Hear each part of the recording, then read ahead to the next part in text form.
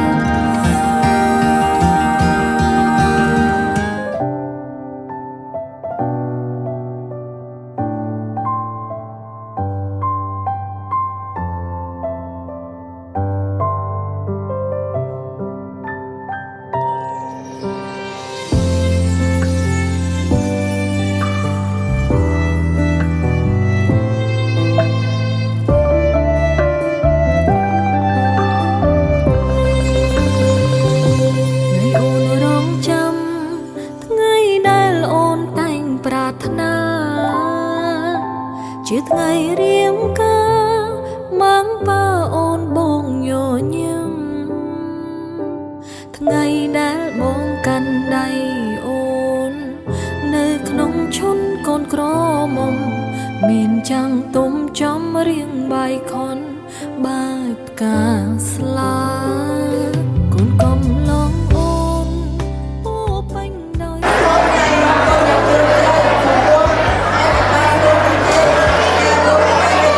Mì Gõ để không bỏ lỡ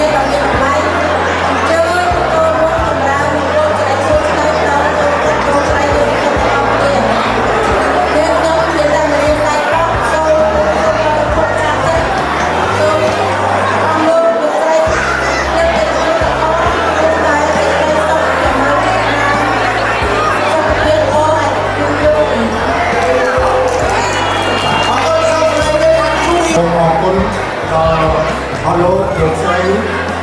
នាមីបងប្អូនកូនមួយដែលបានចំណាយពេលវេលាទៅចូលរួមនៅក្នុងកម្មវិធីការកូនប្រុសស្រីរបស់យើងខ្ញុំហើយ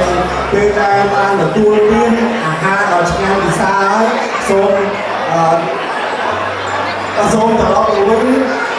មេដាឲ្យបានសុវត្ថិភាពទៅតាមផ្លូវហើយដោយសារថាខ្ញុំនេះការបន្ថយអសុរាមេរ័យអស់ទៅដល់ខ្ញុំទៅហើយមិនបានទៅចូលរួមលើកែវជួលទេអញ្ចឹងសូមអធិស្ឋានផងបាទបើសិនជានៅបែរជានៅចូលអាការរោងទៅដល់នឹងឥឡូវខ្ញុំបាន